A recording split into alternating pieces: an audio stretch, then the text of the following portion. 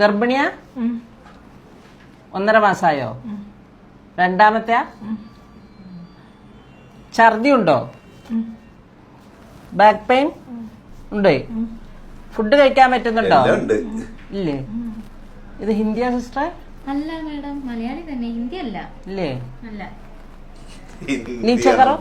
നീച്ചേക്കറോന്ന്. ആഹാ, നീയാണല്ലേ? ഓ ഓ, എന്റെ പഠിച്ച സിസ്റ്ററെ, ഇവളുണ്ടല്ലോ പ്രസവ റൂമെന്ന് ഇപ്പൊ ഈ അടുത്ത് പ്രസവിച്ചു പോയിട്ടേ ഉള്ളൂ. എന്തൊക്കെ ബഹളം ഉണ്ടാക്കിയെന്നറിയോ പ്രസവ സമയത്ത്.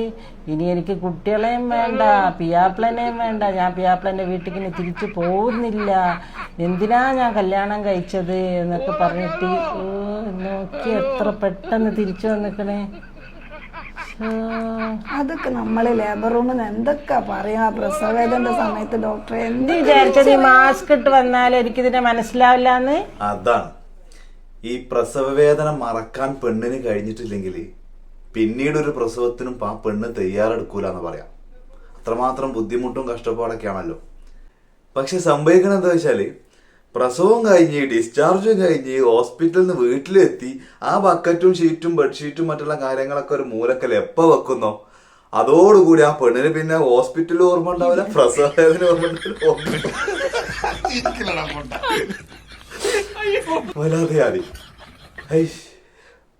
എന്നാലും ഡോക്ടർക്ക് ഓർത്ത് വെക്കണ്ടല്ലോ. പിന്നെ എനിക്ക് എങ്ങനെയാ മറക്കാൻ പറ്റുക? എന്റെ പേഷ്യൻസിനെ ഞാൻ മറക്കലില്ല. ഞാൻ ആ ലേബർ റൂം കഴിഞ്ഞ് വീട്ടിലെത്തിയപ്പോ തന്നെ ഞാനൊക്കെ മറന്നുപോയി. പുതിയ അപ്പനെ കണ്ടപ്പോഴേക്ക് ഞാൻ പൂർണ്ണമായി മറന്നു. അതാണ് ഇതൊക്കെ ഹോസ്പിറ്റലിൽ നിൽക്കുമ്പോൾ പ്രസവിക്കണ ആ ഒരു സമയത്തിന്റെ ഒരു ബുദ്ധിമുട്ടുകൊണ്ട് ആ പെണ്ണ് എന്തും പറയും. ഭർത്താവിനെയും കാണണ്ട, വീട്ടുകാരെയും കാണണ്ട, ലോകത്തിലെ എല്ലാ സംഗതിയിലും ആ പെണ്ണിന് ദേഷ്യവും വെറുപ്പായിരിക്കും. ഇതൊക്കെ കഴിഞ്ഞ് വീട്ടിലെത്തിയാ പിന്നെ ഒന്നും ഓർമ്മയുണ്ടാവില്ല, ഒരു സംഗതി ഓർമ്മ ഉണ്ടാവില്ല. ഇതൊക്കെ കഴിഞ്ഞിട്ട് അവസാനം കുളിച്ച് ഫ്രഷായി ഹോസ്പിറ്റലത്തെ ആ വേഷവും ആ ക്ഷീണവും ഒക്കെ മാറിക്കഴിഞ്ഞിട്ട് ഭർത്താവിന് കുളിച്ച് മാറ്റി ഒരു പുള്ളിമുണ്ട് കൊടുത്തൊരു വരവുണ്ട് അവസാനം. അതൊരു വരവാ. അപ്പം കൂടി നിൽക്കുന്ന ആൾക്കാരൊക്കെ പറഞ്ഞു കൊടുത്തു, കുട്ടീനെ ശരിക്കും കണ്ടിട്ടും കൂടി ഉണ്ടാവില്ല, നിങ്ങളെല്ലാരും ഒന്ന് മാറി ഒന്ന് പുറത്തു പോയി എടുത്താണ് ഓലിഞ്ഞ് എന്തെങ്കിലുമൊക്കെ പറഞ്ഞിരുന്നോട്ടെ എന്ന്. എപ്പ ഇരുന്നോ ആ ഇരുത്താണ് അടുത്ത പ്രസവത്തിന്റെ ഡേറ്റ് ഉറപ്പിക്കണത്.